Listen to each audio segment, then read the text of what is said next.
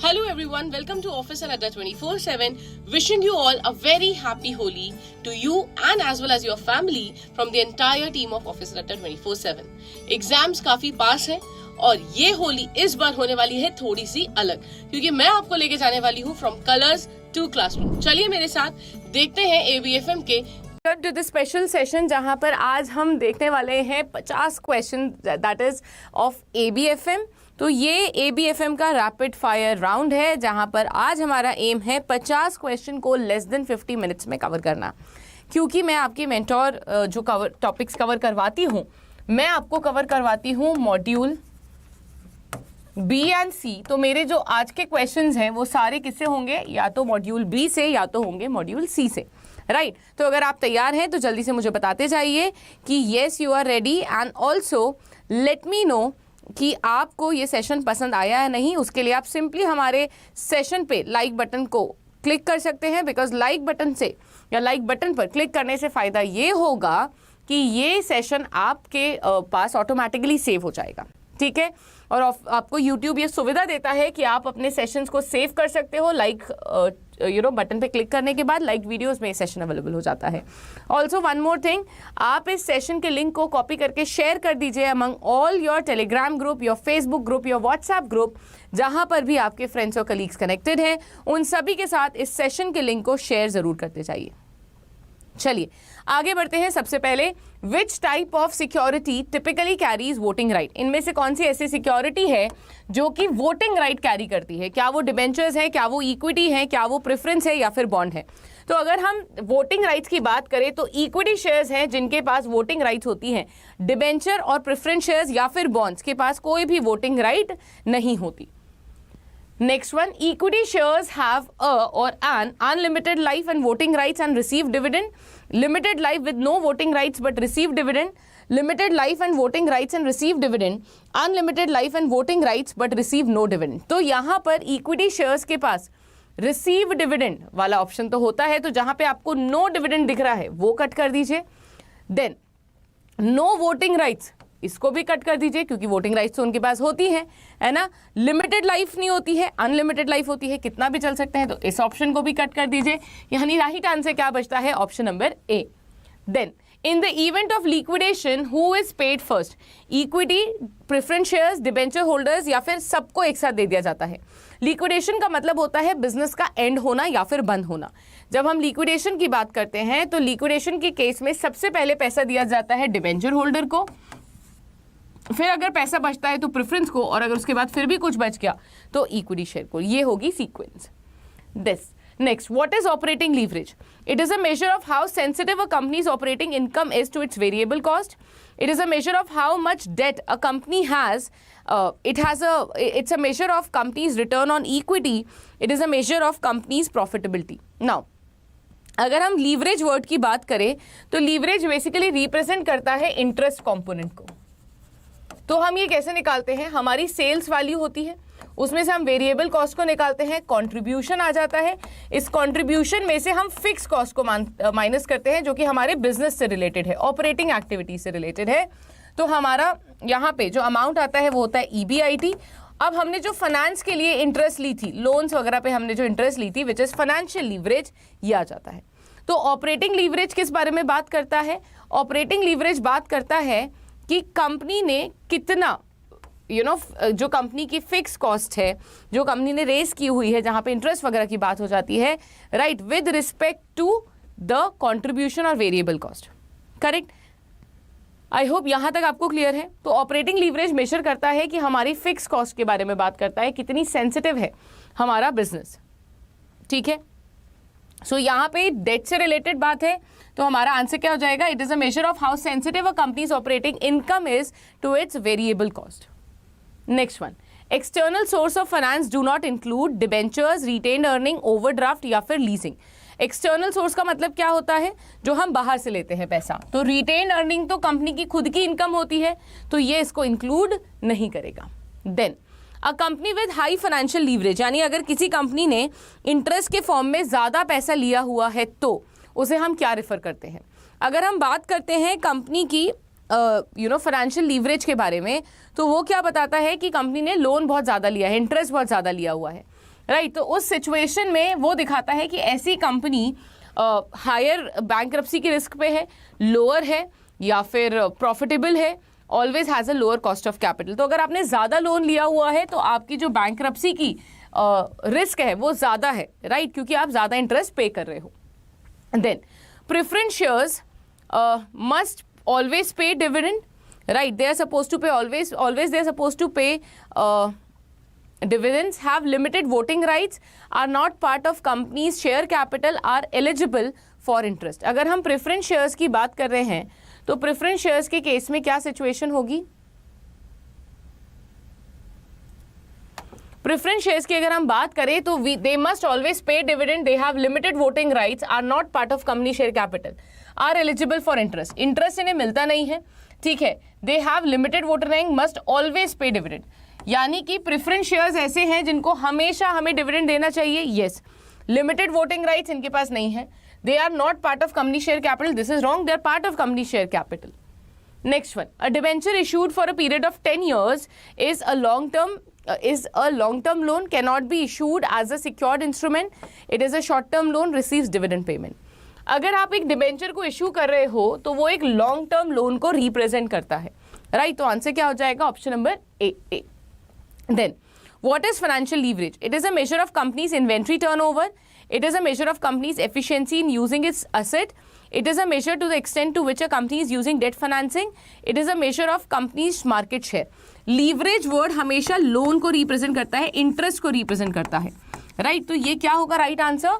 It is a measure to the extent which a company is using its debt financing, यानी debt को use करके अपने business को आपने कितना फाइनेंस किया हुआ है वो कहाँ पे कवर हो जाता है? आपके फाइनेंशियल लीवरेज में। Then perpetual debt capital refers to fund raise through sales of share, fund raised by borrowing that need not be repaid, factoring accounts receivable, inventory loans। Now perpetual word का मतलब क्या होता है? which has no end, यानी infinite है, कोई and नहीं है। तो अगर आपने एक ऐसा लोन लिया हुआ है जो कि डेट लिया है जो कि परपेचुअल है, उसका मतलब क्या है कि ये जो फंड्स आपने रेज करे हैं that need not be repaid, यानी इनका जो रीपेमेंट है वो नहीं होगा। तो राइट आंसर होगा option number B. Next question, which of the following is typically true about dividend on preference shares? They are variable and depend upon the company's profit. They are fixed and must be paid before dividend to equity shareholder. They are typically higher than dividend on equity shares. They are discretionary and may not be paid every year. अगर हम dividend on preference shares की बात करते हैं तो preference shares के ऊपर जो dividend का rate होता है वो fix होता है and it should be paid before the equity share holders, तभी यहाँ पे वर्ड यूज होता है प्रेफरेंस। तो राइट आंसर क्या हो जाएगा? ऑप्शन नंबर बी, क्योंकि वो करेक्टली यही बता रहा है कि जो हमारे प्रेफरेंस शेयर्स हैं उस पर डिविडेंड फिक्स होना चाहिए और साथ में it should be paid to equity, it should be paid before then the equity share holder. Then what are preference shares? They are type of equity that gives holder a fixed dividend. They are type of debt that pays a fixed interest rate. They give holders voting rights in a company. They represent a claim on a company's earning after debentures.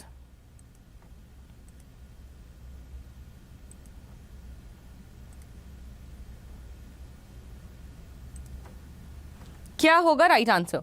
Now अगर हम preference shares की बात करें, there are type of equity that gives holder a fixed dividend.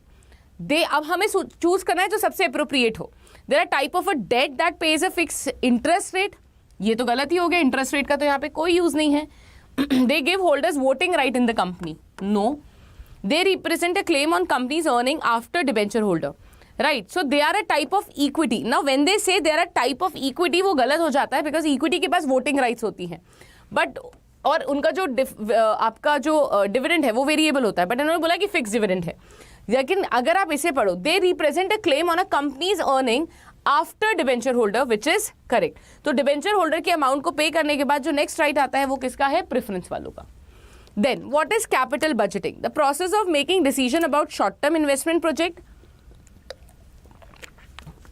या फिर long term investment project the process of deciding how to distribute dividend, the process of deciding how to manage a company's debt. Now capital budgeting is a process जहाँ पर हम ये decide करते हैं कि जो पैसा हम किसी प्रोजेक्ट में इन्वेस्ट करने वाले हैं लॉन्ग टर्म के लिए वो हमें बेनिफिशियल रहेगा या फिर नहीं. तो राइट आंसर क्या होगा? This is the process of making decision about long term investment project. यहाँ पर हम ये डिसीजन करते हैं कि भाई अगर हम किसी प्रोजेक्ट में पैसा लगा रहे हैं तो वो हमारे लिए फायदेमंद रहेगा या फिर नहीं रहेगा. Then which of the following is a commonly used capital budgeting technique? Current ratio analysis, quick ratio analysis, net present value analysis या फिर debt to equity ratio analysis.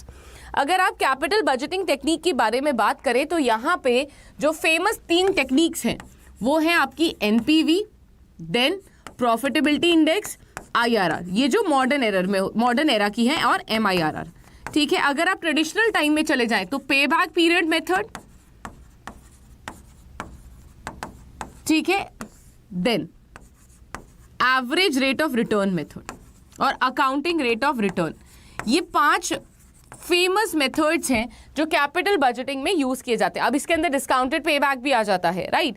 तो यहाँ पे राइट आंसर क्या होगा? नेट प्रेजेंट वैल्यू एनालिसिस, जो कि हमें ये बताता है कि हमें किसी प्रोजेक्ट में इन्वेस्ट करना चाहिए या फिर नहीं. Next, a positive NPV for a project suggest the project is expected to result in a financial loss. The project is expected to generate less cash flow than its initial cost. The project is expected to generate more cash flow than its initial cost. The project is expected to have no impact on the company's cash flow. अगर हम NPV की बात करें तो NPV का मतलब क्या होता है कि आपने जो भी पैसा लगाया है, राइट, कैश आउटफ्लो जो आपका जा रहा है बिजनेस से, माइनस प्रेजेंट वैल्यू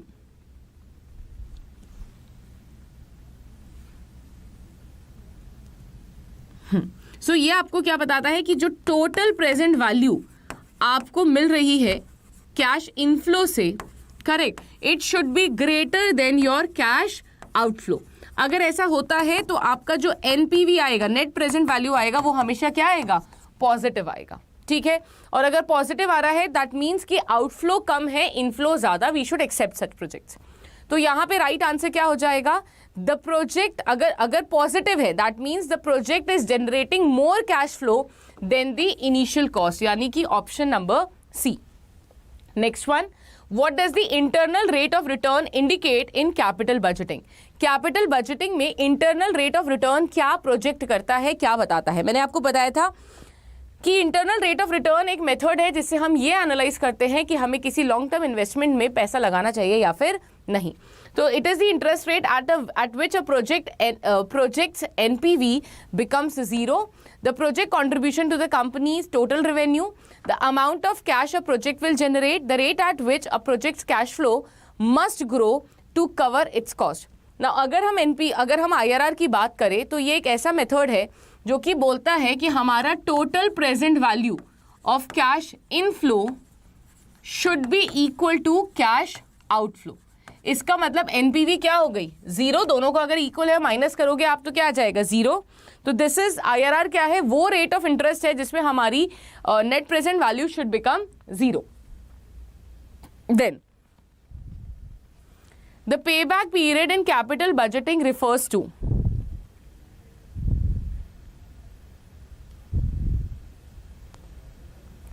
क्या मतलब होता है पे बैक का?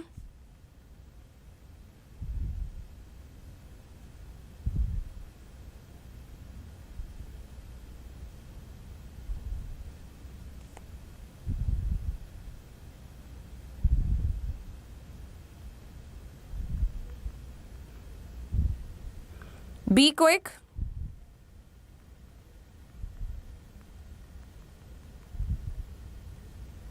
Now, the time it takes for a project to generate cash flow equal to its initial cost, the time it takes for a project to generate positive NPV, the time it takes for a project to double its initial investment, the time it takes for a project to generate a positive internal rate of return. So, payback period किससे related है? ये वो time period है जिसमें हमारा inflow and outflow हमारी cost को, मतलब बेसिकली हमारी कॉस्ट कवर हो जानी चाहिए इनफ्लो से. So the time it takes for a project to generate cash flow equal to its initial cost. Correct. तो राइट आंसर क्या होगा? Option number A. Next one, the capital budgeting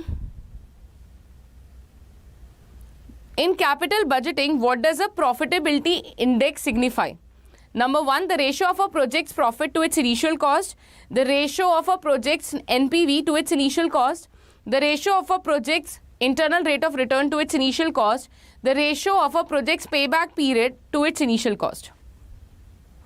Now, अगर हम capital budgeting की बात करते हैं तो प्रॉफिटेबिलिटी इंडेक्स क्या बताता है, ये इसका फॉर्मूला क्या होता है, प्रॉफिटेबिलिटी इंडेक्स का फॉर्मूला होता है जो भी प्रेजेंट वैल्यू है कैश इनफ्लो की divided by the outflow,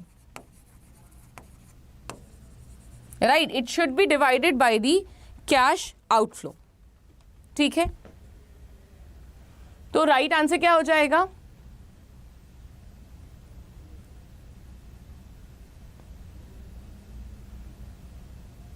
so it should be to its initial cost. That is option number B.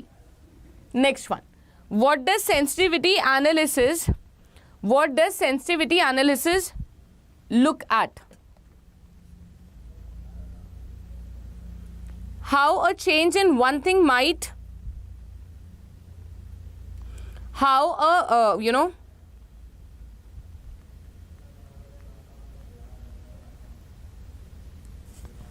how a change in one thing might affect another thing, how the weather might change tomorrow, how to calculate the profit of a company, how to predict future stock prices. Now, sensitivity बताता है कि कितना sensitive है हमारा project किसी भी factor से, कि फॉर एग्जाम्पल अगर कोई रेट में चेंज हो गया, प्राइस में चेंज हो गया, सेल्स इंपैक्ट हो गई, तो क्या इंपैक्ट पड़ेगा हमारे प्रोजेक्ट में। तो राइट आंसर क्या होगा, option number A, how a change in one thing might affect another thing. Next one, what does scenario analysis do? It tells us the best color to paint our office. Let us imagine what might happen under different situation. It helps us to decide what to have for lunch. It predicts who will win the next game. So अगर हम scenario analysis की बात करें तो ये हमें क्या बताता है, हमें हेल्प करता है ये इमेजिन करने में कि डिफरेंट सिचुएशन में हमारे प्रॉफिट पे क्या क्या इम्पैक्ट पड़ेगा। If we are using sensitivity analysis and find that a small change makes a major difference, we can say the result is not sensitive, very sensitive, indifferent, very indifferent. तो अगर sensitive है ना, impact change हो रहा है, तो हम क्या बोलेंगे, that our project is very sensitive. Then in scenario analysis, what is a best case scenario? Everything goes wrong, everything goes right, everything stays the same, everything is unpredictable. तो best case scenario क्या होगा, everything goes right, वो हमारा best होगा, सब कुछ सही रहे। Then sensitivity analysis usually changes one thing at a time, everything at the same time, nothing at all, only the things we don't care about. Now sensitivity analysis में आप एक ही फैक्टर को चेंज कर सकते हो, वहीं पर अगर आप सिनेरियो एनालिसिस की बात करते हो तो वहाँ पे आप मल्टीपल फैक्टर्स को चेंज कर सकते हो। तो it is one thing at a time. In scenario analysis we usually change one thing at a time, everything at the same time, nothing at all, only the thing. So here you can change multiple things, right? Multiple चीज़ों को आप change करके अपने profits को analyze कर सकते हो। In sensitivity analysis, if a small change in a parameter leads to a large change in the project outcome, the project can be considered as highly sensitive to the parameter, not sensitive, independent, highly correlated with the parameter.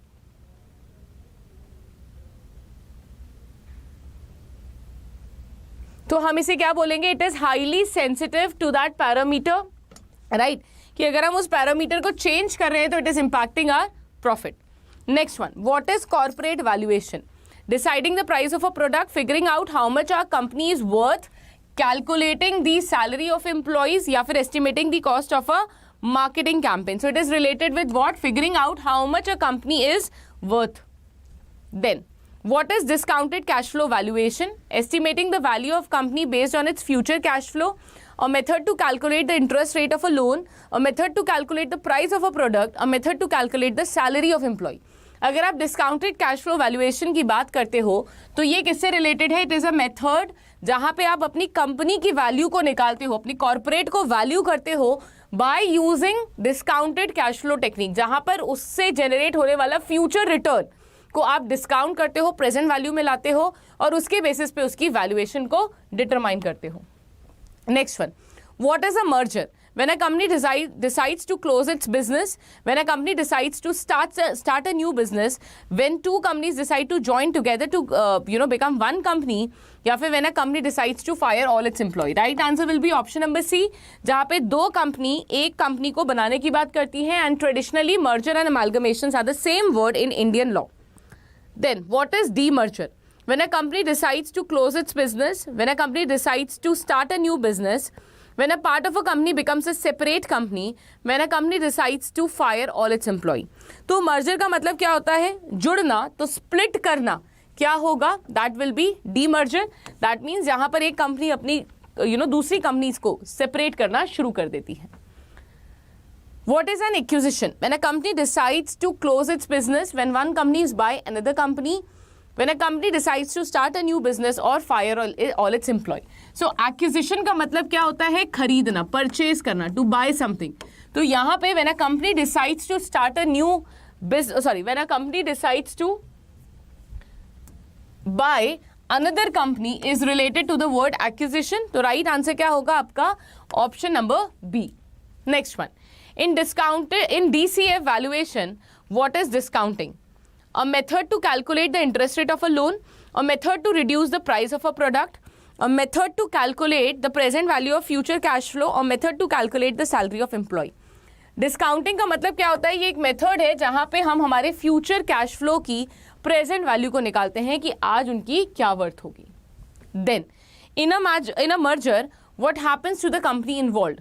They remain separate entities. They dissolve and cease to exist. They combine and operate as one thing. They split into multiple smaller companies. क्या होगा? They combine and operate as one entity.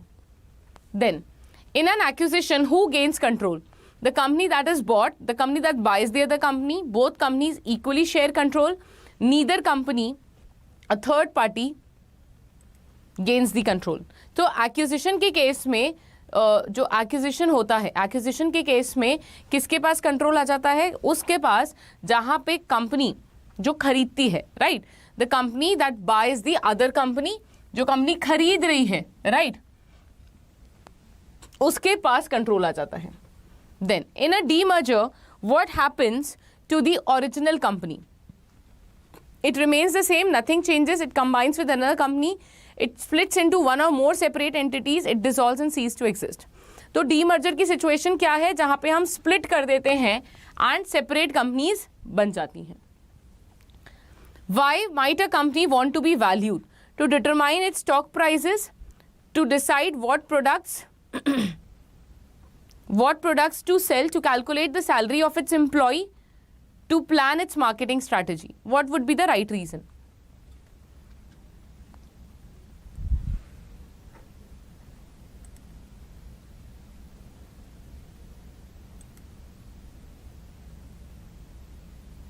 Now, why might a company want to be valued? Why? Because they want to know or determine कि उनके stock का price क्या है. हर कोई चाहता है कि वो अपने स्टॉक के प्राइस को निकाले. What does the cash flow in discounted cash flow refer to? The flow of water in a river, the movement of people, the money a company expects to make in future. क्या refer करता है? ये वो पैसा है कि जो कि फ्यूचर में कंपनी बनाने वाली है. Then, who usually initiates a merger? The employee, the customer, the manager or the owner of the company, the government. So, merger के केस में कौन इनिशिएट करता है? जो कि मैनेजर हो या फिर ओनर हो, वो इनिशिएट करते हैं. इनिशिएट करना मतलब स्टार्ट करना. Who benefits from an acquisition? Only the company that is bought, only the company that does the buying, both the companies if the acquisition is successful, neither companies. Why? Because यहाँ तो दोनों companies को फायदा है, जो खरीदी गई वो भी, बिकॉज सिनर्जी क्रिएट होती है और सिनर्जी से एक और एक दो हो जाता है, right. So that is option number C. Then what is a common reason for a demerger? यानी रीजन क्या होगा डीमर्जर का? To make a company bigger, to help the parts of the company operate more efficiently separately, to reduce the number of products that companies sell, to move the company headquarters to a new city. So basically जब company काफ़ी बड़ी हो जाती है और अपने operations को efficiently नहीं कैरी कर पाती, तो वहाँ पे वो डीमर्ज होने की बात सोचती है. जहां पे वो अपने कंपनी के ऑपरेशंस को एक अलग कंपनी बना देती है, राइट, या फिर अपने प्रोडक्ट के बेसिस पे एक नई कंपनी बना देती है, स्प्लिट कर देती है, जिससे एफिशिएंटली रन कर पाए. Then what is cost volume profit analysis? CVP, a method for understanding the relationship between the cost, business volume and profitability, a method for calculating the price of product. It is a method for predicting the weather or deciding to whom to hire.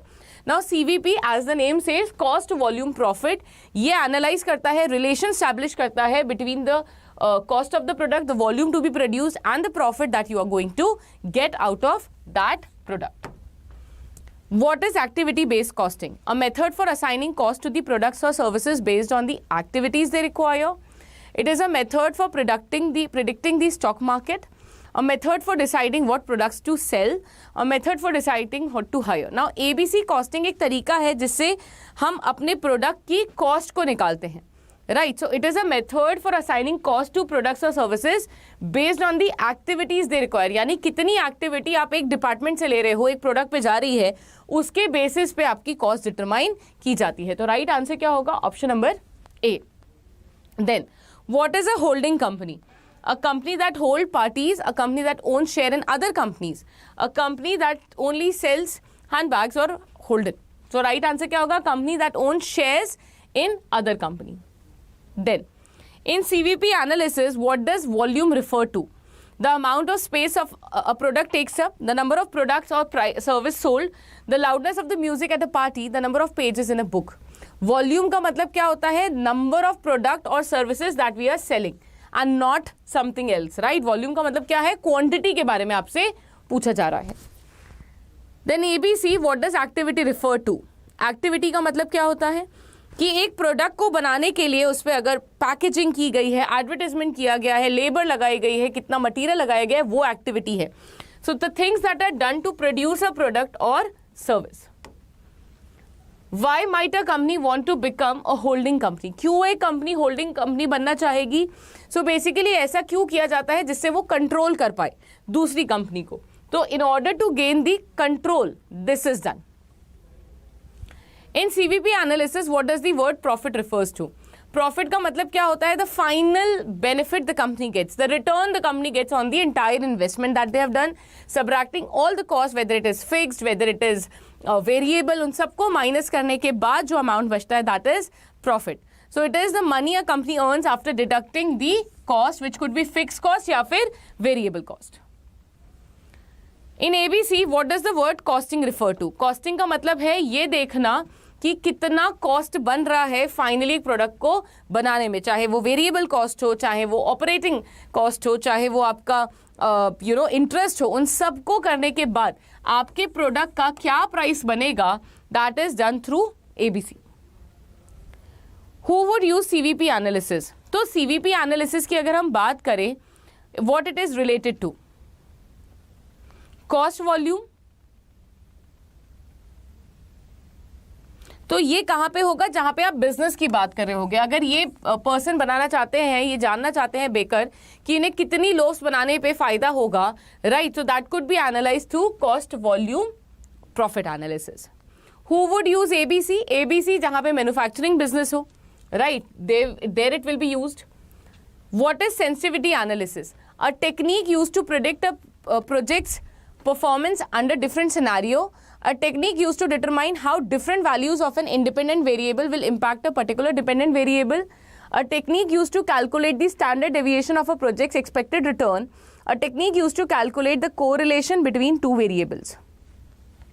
So sensitivity का मतलब क्या होता है कि different scenario में आपका project कैसे perform करने वाला है, उसको जब हम एनालाइज करते हैं, that comes under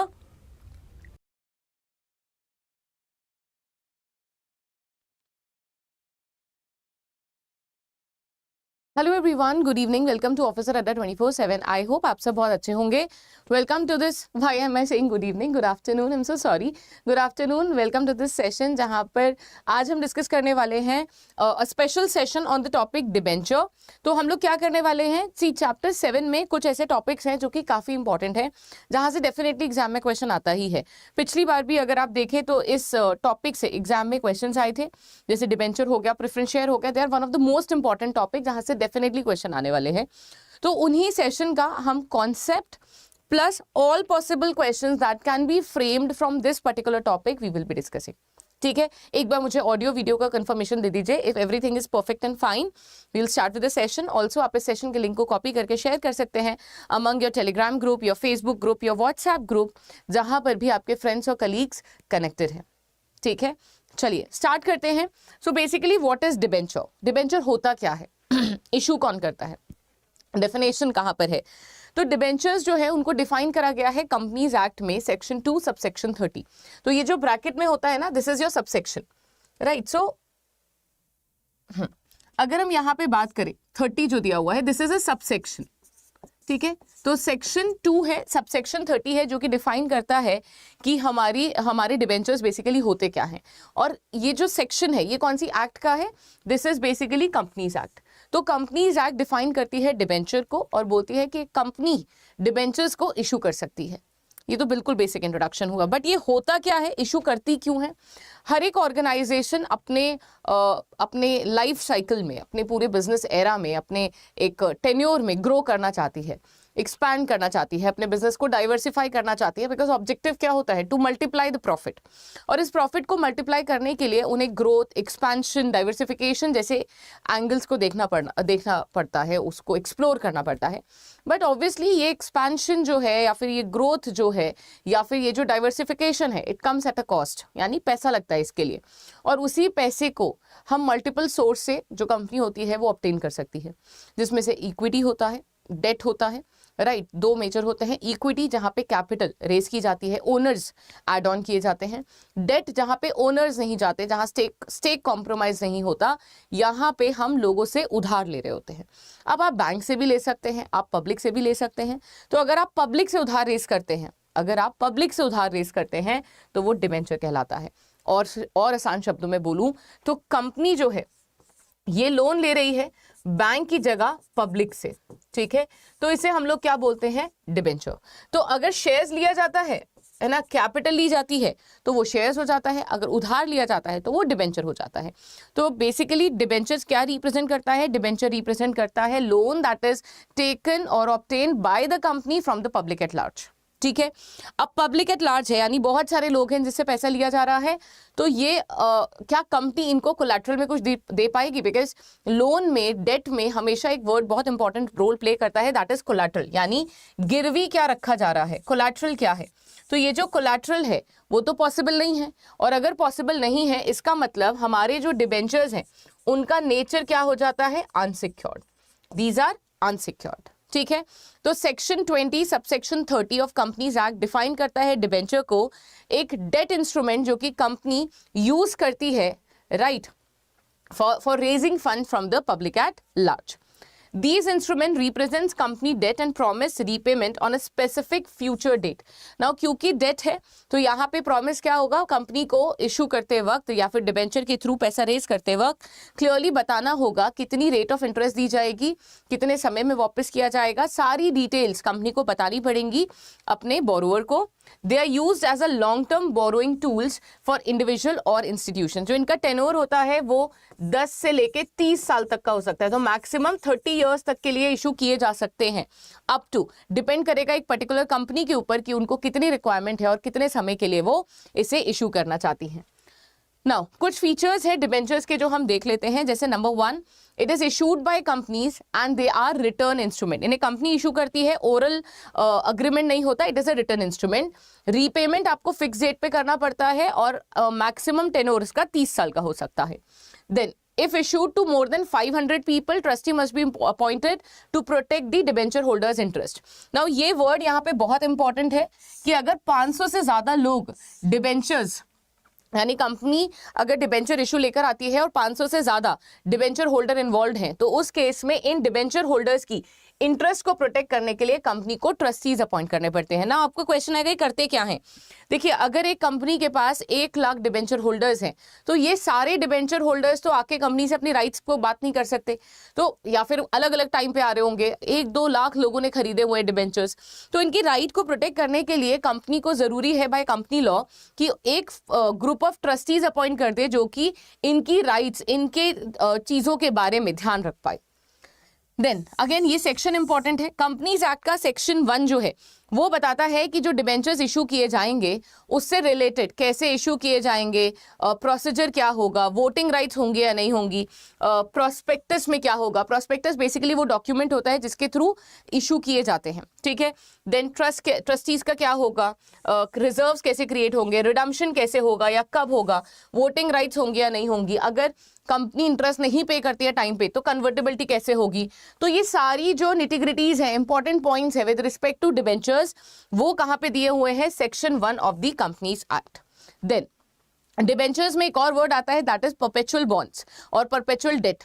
ये क्या होता है, ये बेसिकली वो है जहां पे there is no maturity. Perpetual का मतलब होता है इनफाइनाइट, तो इनकी कोई भी मैच्योरिटी नहीं होती, there is no maturity, correct. तो परपेचुअल डेट या परपेचुअल बॉन्ड मींस जिनका कोई रिडम्पशन टाइम पीरियड नहीं होता, कोई मैच्योरिटी नहीं होती है।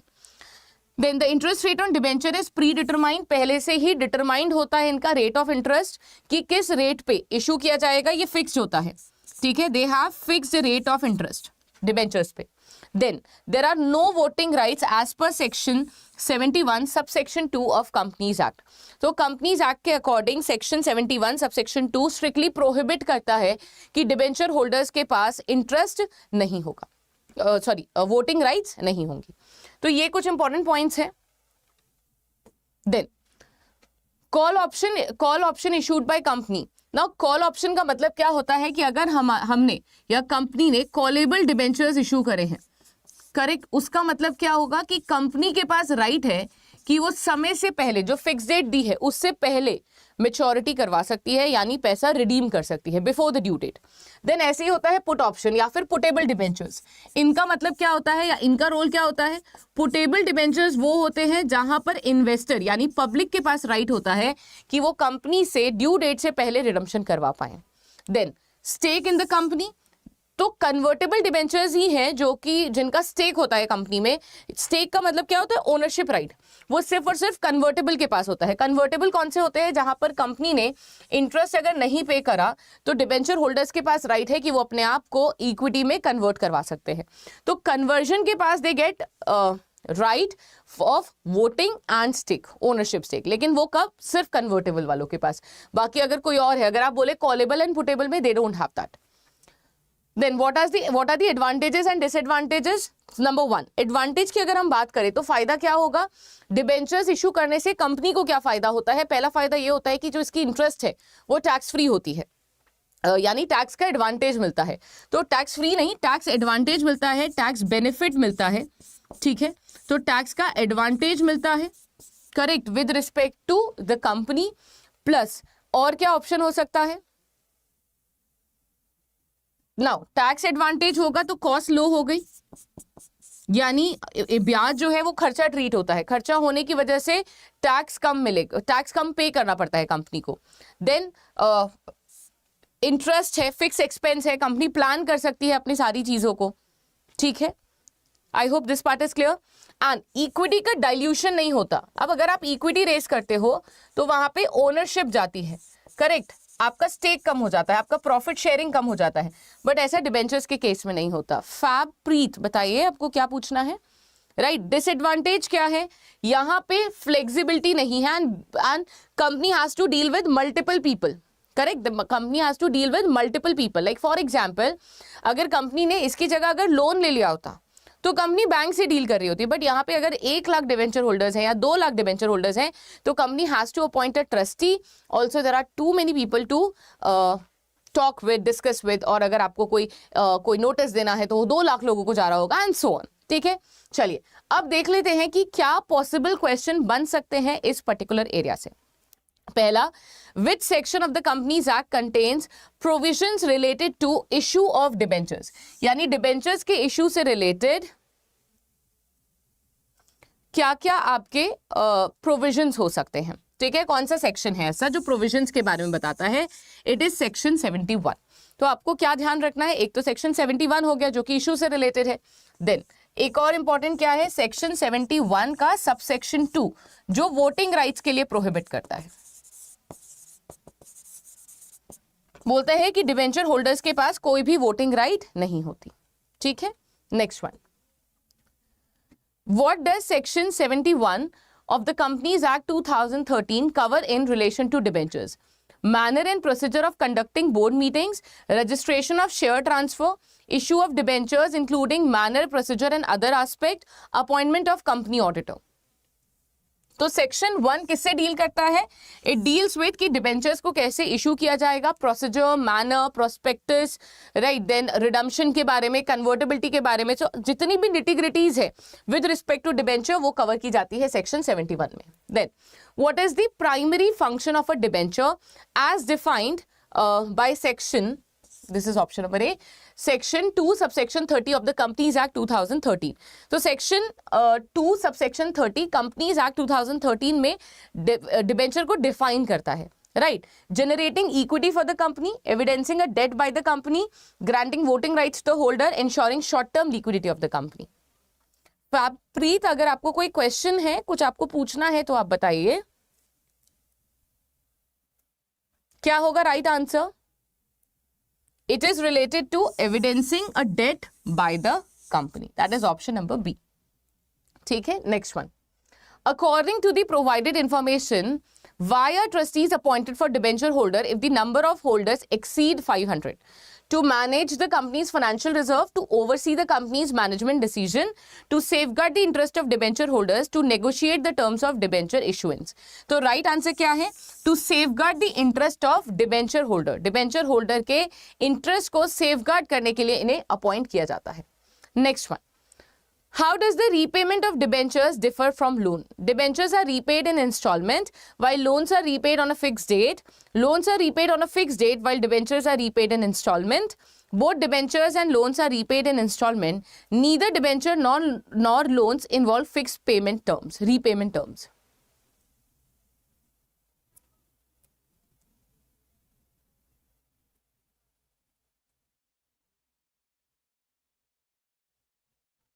क्या होगा राइट आंसर?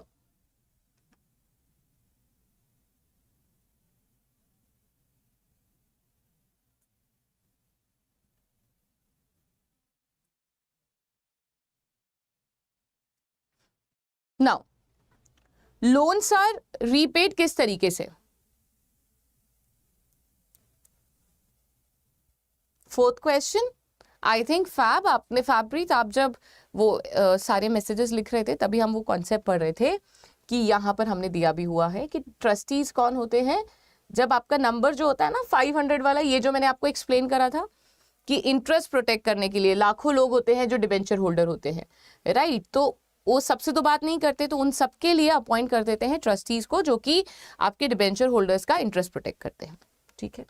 नाउ लोन्स की अगर हम बात करें तो loans are repaid. How are loans repaid and how are debentures repaid? Now debentures की अगर हम बात करें, ठीक है, तो लोन तो हम लोग क्या करते रहते हैं, इंस्टॉलमेंट्स के थ्रू पे करते रहते हैं, राइट? और अगर हम डिबेंचर्स की बात करें तो they are repaid in instalments, right? तो राइट आंसर क्या हो जाएगा? Option number A. Next one, what is the maximum tenure of debenture that can be issued under section 71? कितना मैक्सिमम टेन्योर होगा हमारे डिबेंचर्स का? तो डिबेंचर्स अप टू 30 इयर्स तक के लिए इशू किए जा सकते हैं. Next one, what is the main purpose of a call option incorporated by a company issuing debentures? Number 1, to provide investors with voting rights, to demand redemption from investor, to allow the company to repay the principal before the due date, to facilitate transfer of debentures. Now call option में जो debentures आते हैं उनका role क्या होता है? Company allow करती है ऐसे कि जहां पर कंपनी जो है वो रिडम्पशन कर सकती है before the due date. Call option में कंपनी के पास राइट है कि वो ड्यू डेट से पहले ऐसे बॉन्ड्स को, ऐसे डिबेंचर्स को रीपे कर पाए. In the context of debenture, what does the term put option refers to? The option for the company to repay the principal before the due date, the option for investors to demand redemption before the due date, the option for investor to convert debentures into equity shares, the option for the company to raise funds through convertible debentures. अगर हम debentures के context में बात करें और put option की बात करें, ये right किसको देता है? put right देता है investor को. ठीक है, किस चीज का? कि अगर वो चाहे तो वो ड्यू डेट से पहले कंपनी से अपने प्रिंसिपल को वापस ले सकता है. तो ऑप्शन फॉर द कंपनी नहीं है, ऑप्शन फॉर कंपनी कहां पे आता है, कॉल में आता है, ऑप्शन फॉर इन्वेस्टर पुट में आता है, ठीक है। सो राइट आंसर क्या हो जाएगा, option number B. Next one, what is the key disadvantage of debentures in comparison to long term loans? Lower cost of raising fund, flexibility in terms of negotiation, requirement of creating reserve fund, dealing with numerous investors. So एक disadvantage जो debentures का है, if you compare it specifically with bank, तो ये है कि bank में आप सिर्फ 1% से डील करना होता है कंपनी को, बट डिबेंचर्स के केस में देयर आर मल्टीपल पीपल जिससे कंपनी डील कर रही होती है। तो it is basically dealing with numerous investors, बहुत सारे इन्वेस्टर्स के साथ।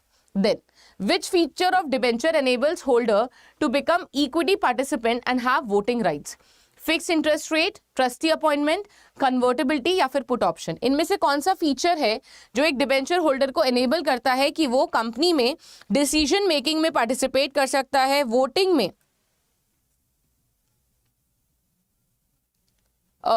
हेल्प करता है? सो it is convertibility. Next one, what is the primary advantage of issuing secured debenture? Lower interest rate, flexibility in repayment terms, high credit rating, guaranteed voting rights.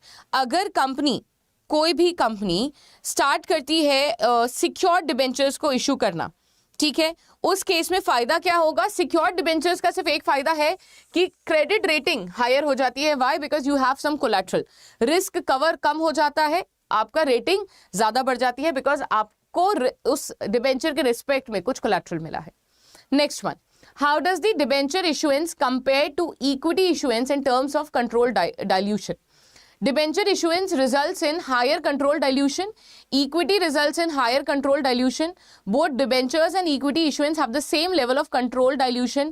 Debenture issuance does not result in control dilution. आपको बताना क्या है कि how does debenture issue compare to equity issue in terms of control dilution? तो अगर हम debentures के issue को कंपेयर करें इक्विटी से, right, with respect to control of dilution, control of stake, stake कितना डाइल्यूट होता है, तो debenture results in higher control dilution, no, यहाँ तो होता ही नहीं है। Equity results in higher control dilution, ये भी है। हैव द सेम, ये भी गलत है। Debentures issuance does not result in control dilution, does not भी गलत है। व्हाई? बिकॉज अगर कन्वर्टेबल है तो ऑप्शन मिल जाता है। तो यहाँ पे अगर आप देखें 100% ट्रू स्टेटमेंट है तो वो कौन सा है? इक्विटी वाला, कि इक्विटी का जो इशू आता है वो हायर कंट्रोल डाइल्यूशन लेकर आता है। अगर कन्वर्टेबल डिबेंचर है तो भी डाइल्यूशन होगा ही। Then what is the primary purpose of creating a debenture redemption reserve? To provide collateral for debentures, to provide security to creditors, to ensure funds are available for redemption of debentures, to issue new debentures.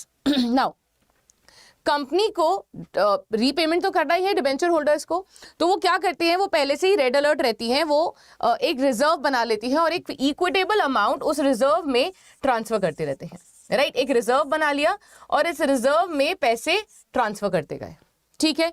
अब reserve जो बनाया है जिसमें हम पैसे transfer कर रहे हैं, इसको हम बोलते हैं डिबेंचर रिडम्पशन रिजर्व। और ये क्यों बनाया जाता है? जिससे हम इंश्योर कर पाएं कि हमारे जो फंड्स हैं वो रिडम्पशन के लिए अवेलेबल हैं at a specified period of time. Company को कोई मॉनेटरीली झटका ना लग जाए एकदम से, या फंड नहीं हो उस टाइम पर, बोले कि पैसे नहीं है तो रिडीम नहीं कर पा रहे। इसीलिए इट इज रिक्वायर्ड कि कंपनी एक डिबेंचर रिडम्पशन रिजर्व बना ले जहां पे वो इक्विटेबल अमाउंट इस रिजर्व में डंप करती रहे, जिससे जब रिडम्पशन का एक्चुअल टाइम पीरियड आएगा तो company has sufficient funds to repay the debenture holders. Then, under Section 71, debentures can be issued in which of the following ways?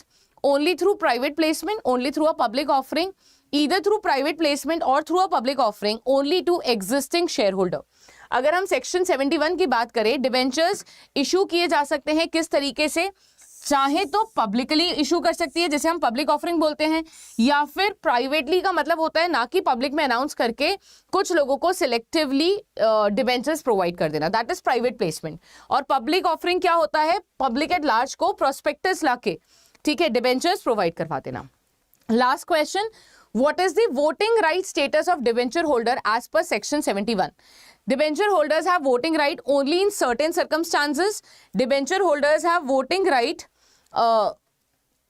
rights equivalent to equity shareholders. Debenture holders do not have any voting rights. Debenture holders can only vote in the annual general meeting. क्या होगा right answer?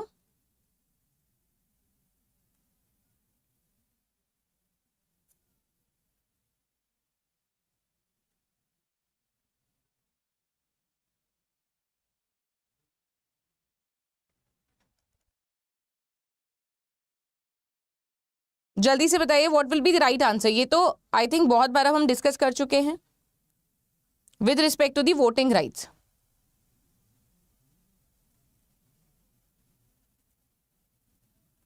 तो debenture holders have voting rights only in certain circumstances, और वो कौन सा होता है? Convertible. Convertibility पे they have rights, otherwise they are strictly prohibited. And section 71 subsection 2 बोलता है कि भाई डिबेंचर होल्डर्स जो है they don't get any voting rights, right. तो ये थे हमारे आज के इस टॉपिक से रिलेटेड क्वेश्चन।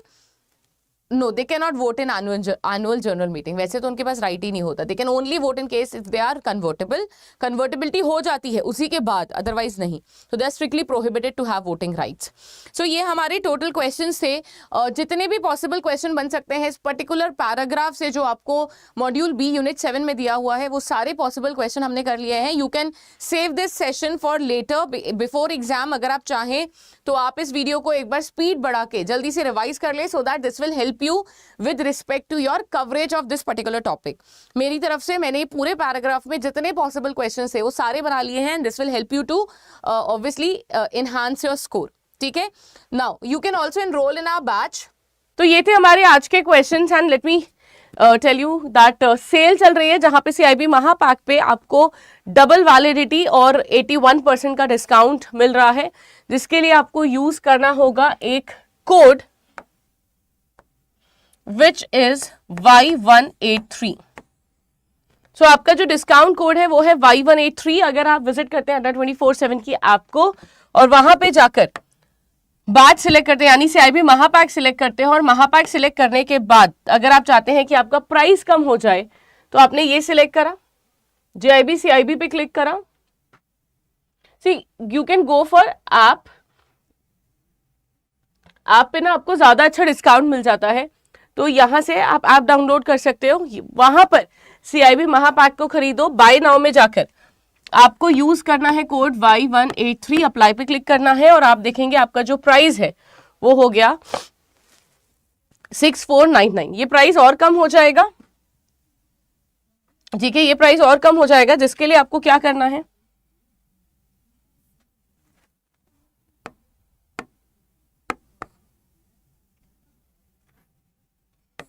तो यहाँ पे एक तो आपको यूज करना है कोड Y183 और कॉइन्स इस्तेमाल करने हैं, जिसकी वजह से आपको 325 का डिस्काउंट और मिल जाएगा। तो अप्रोक्सीमेटली 6000 का आपको महापैक मिलेगा। तो मैंने आपको बता दिया है प्रोसेस ऑफ एनरोलमेंट क्या है, राइट। Y183 आपका डिस्काउंट कोड है, इसको यूज करके जल्दी से एनरोल करें। 22 से शुरू हो रही है क्लासेस, जहां पर आपको हम लोग कवरेज करवाएंगे सारे सब्जेक्ट्स का, ठीक है। तो बैच शुरू होने से पहले ही एनरोलमेंट करवा लीजिएगा। Thank you everyone. Take care.